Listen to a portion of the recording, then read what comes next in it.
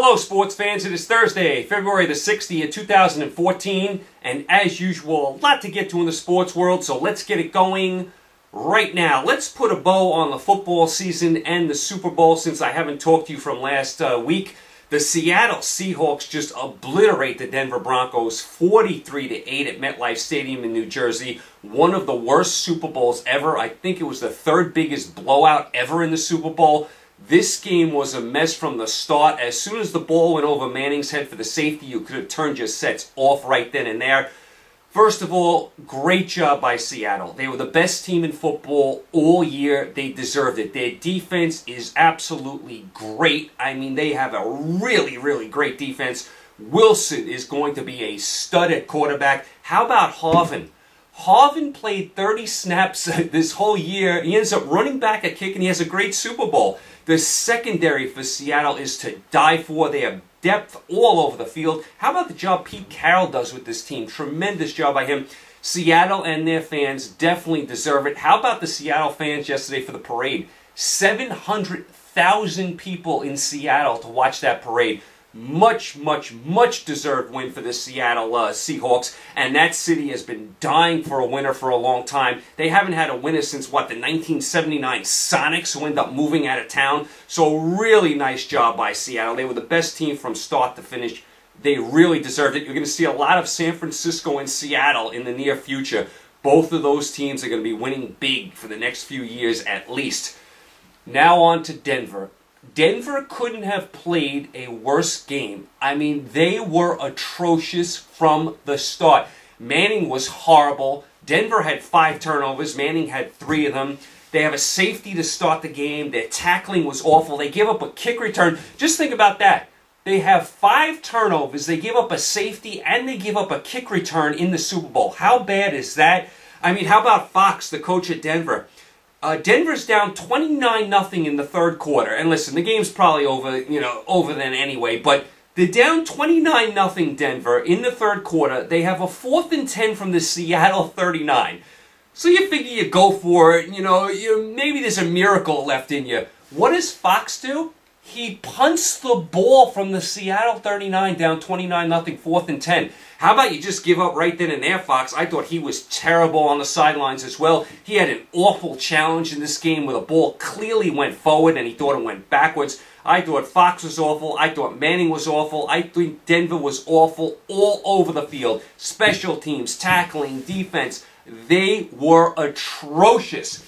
And enough of this. Peyton Manning is the best quarterback of all time. Now, I don't love to get into this stuff. I really don't. But I've been saying it all along. Peyton Manning becomes a different guy in the playoffs. And the problem I have with all the people that say Peyton Manning is the greatest ever is as soon as he has one of these bad games, they all start making excuses for him. Well, Seattle just had a great team. Well, any quarterback can have a bad game. Yeah, that's all true. But Peyton Manning, year after year, is having bad games in the playoffs. I mean, he's 1-2 in Super Bowls. The only Super Bowl they won was when they beat Chicago, and Chicago had Rex Grossman at quarterback. And I don't want to take anything away from Manning. He's an all-time great. He's a Hall of Famer. He has a Super Bowl. He's probably in the top 10 all-time for quarterbacks. He is not the best quarterback of all time. And you can argue this. There's no rhyme or reason to it. There's no right answer. But to me, he's not the best quarterback of all time. I'm sorry. And I threw together a little list of the quarterbacks I think are the best of all time. Here's how I would rank them. I mean, you can move them up a position, down a position, whatever. Number 10, I'd put Steve Young. Number 9, I'd put Favre. Manning, I would put 8. 7, I would put Unitas. 6, I'd put Elway. 5, I'd put Staubach. 4, I'd put Aikman. 3, I'd put Brady. 2, I'd put Bradshaw. And 1, I'd put Montana. I mean, you gotta put guys with more Super Bowls over Manning right off the bat. And Manning has the most playoff losses of all time. He's under 500 in the playoffs. That's unheard of. And Manning in the regular season, year after year, has teams that are 12-4, 13-3, 14-2. It's not like he has bad teams. I mean, come on already. Every single year, with the exception of the year he beat Rex Grossman, Manning comes up small. Even last year, when they were playing Baltimore, and Baltimore gets that Hail Mary, they go to overtime, Manning throws an interception in that game. He throws an interception that's run back in the Super Bowl against the Saints. He was atrocious in this game. How about the first interception he threw in this game? Talk about a wounded duck he just threw up there. Manning was flat out awful. He is not the greatest quarterback of all time. Now, he's still got some time left in him. Maybe he can get another Super Bowl, too. If that's the case, we'll put him up in the rankings. Right now, I think he's outside the top 5, inside the top 10 somewhere. That's where I would put him. I don't love talking about this stuff. I'm not a big, who's the greatest of all time guy. I'm not a big Hall of Fame guy. I know who the immortals are. But enough already with Peyton Manning is the greatest of all time. You hear it all the time. And then as soon as he has a game like this, they make a million excuses for him. You can't have it both ways. So just an atrocious, disappointing Super Bowl. I'm not shocked at all Seattle won, but I am shocked at the score, 43-8, complete embarrassment by the Denver Broncos. Great job by Seattle. As far as the weather, it was 50 degrees and mild in New York on Sunday. It's funny because the next day here in New York, it was like a snowstorm. We've had like 4 snowstorms in the last 2 weeks. But Super Bowl Sunday was 50 degrees and mild, so you can't figure it out. I thought Bruno Mars and the Chili Peppers did a good job at halftime. There were some long lines in New Jersey to get on trains, and there were crowded train stations. So if New York and New Jersey ever get a Super Bowl again, they got to take care of that. I thought overall they did a nice job, but there are some things they got to work out. Like I said, I didn't have a problem with a cold weather city hosting the Super Bowl. That's just me. So that wraps up the Super Bowl. I'll tell you, it's going to be a long time till football gets here. What is it, 6, 7 months? As I said, there's 2 seasons. Football season and waiting for football season. And we're going to be waiting for football season for a long time. It comes and goes so quickly. So congratulations to the Seattle Seahawks and their fans. They deserved it. So that was your football. Real quick, let's touch on a few other things. Real quick in the NBA, as we are over the halfway mark in the NBA. Pretty soon we're going to have the All-Star game coming up. Real quick, in the Eastern Conference, listen, it's Indiana and Miami, and no one else has a chance. Right now, Indiana and Miami are head and shoulders over anyone else. Toronto and Atlanta are doing a decent job. They're going to make the playoffs, but they're not a threat. Atlanta lost Horford for the year. Washington, showing some signs of life this year. They're putting some things together. Chicago, it's amazing they're going to make the playoffs. They have a ton of injuries. They got rid of Dang, and they're still going to make the playoffs. Thibodeau is a great coach. Brooklyn doing a nice job. Since they lost Lopez, they've really rallied. They're playing some decent ball. And how about the Knicks? How awful have they been this year? The Knicks, what did they win last year? 50-something games? Now they're like so awful to watch, the Knicks. They are an atrocious team. I cannot believe how far the Knicks have fallen in one season. So terrible job by them.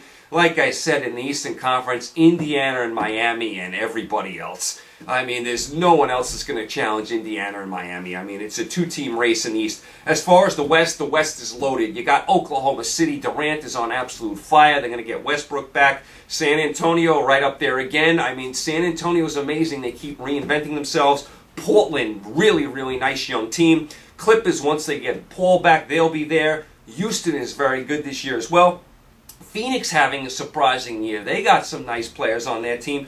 Golden State, I like their team as well. And then you're going to have a race for the 8th spot. You're going to have Dallas, Memphis, Minnesota, and Denver. Those teams are going to be jockeying for the 8th spot. So the West is absolutely loaded.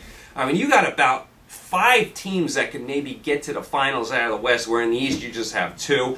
And the Lakers, how bad of a season have the Lakers had? I was talking about the Knicks. The Lakers could be even worse. The Lakers have had a disastrous season. They have no healthy bodies. Kobe Bryant's been basically out for the year. Now Gasol's out. They have injuries everywhere. Nash can't stay healthy.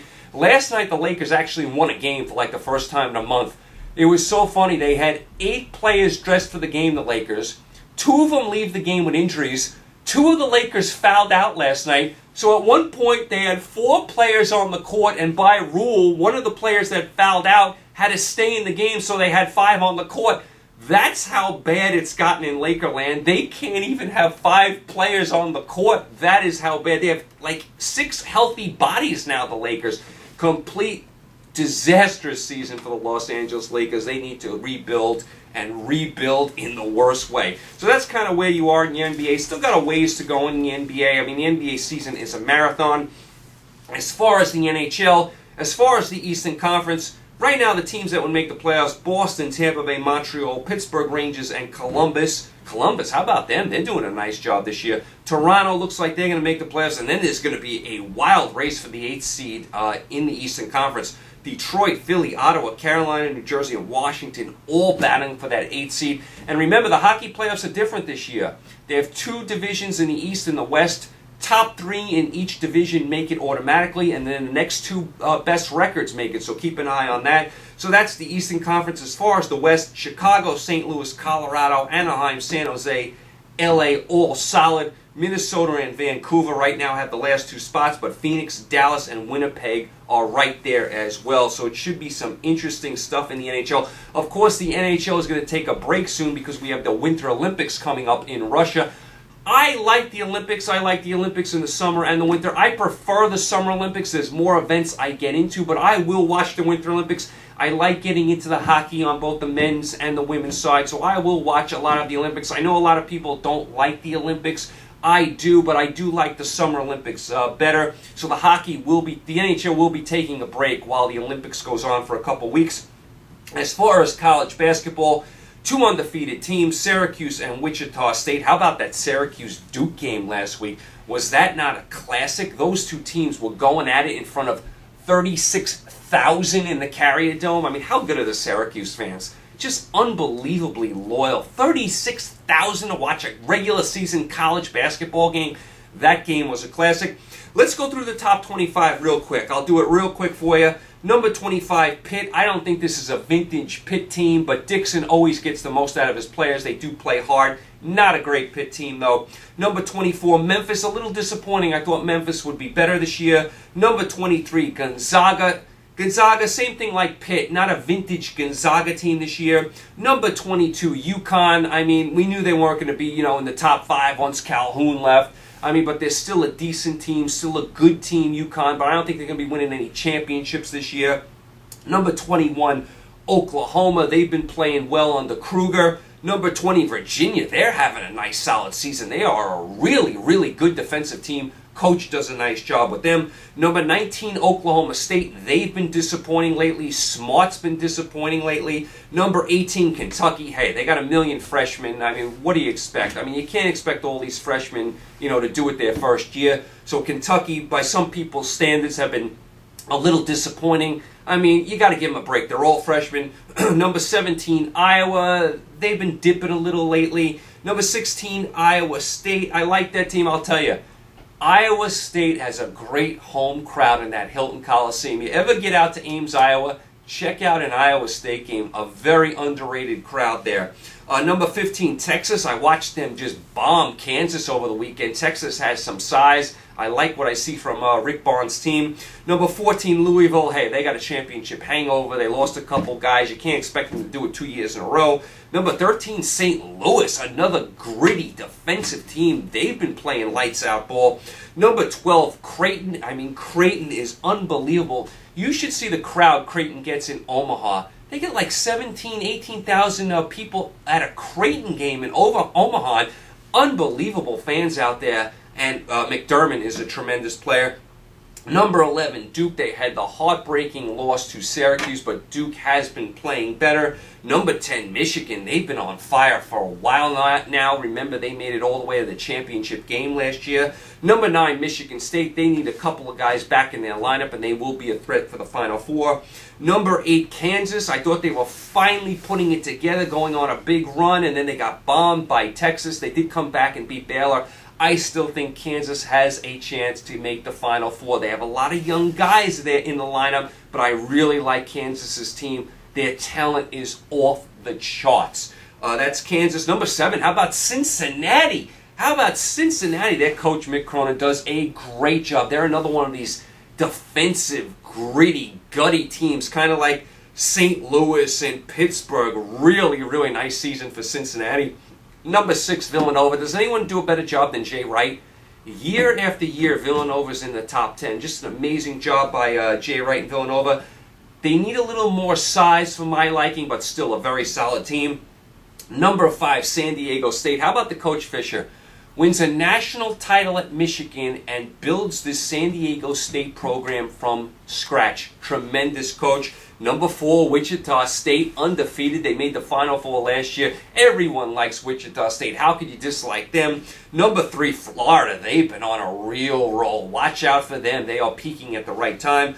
Number 2, Arizona. I mean, they lost their first game to Cal, and they lost one of their better players for the year. Keep an eye on Arizona. Could be danger time for them. And number 1, Syracuse. They could do no wrong right now, getting 36,000 in the Dome. They beat Duke. They have that great matchup zone. Syracuse, of course, a real threat to win it all. So that's your top 25. We still got a ways to go for college basketball. Still got a solid month till we get to March Madness. So that's where you are in your college basketball. By the way, I was sad to see Philip Seymour Hoffman pass away, the great actor, one of my favorite actors. I was very sad to see that he passed away. Philip Seymour Hoffman, you will be missed. Tremendous actor. If you haven't seen him in any of his movies, go rent a movie with Philip Seymour Hoffman. He's usually good in everything. I think he won the Academy Award for Capote, by the way. You might want to check that one out.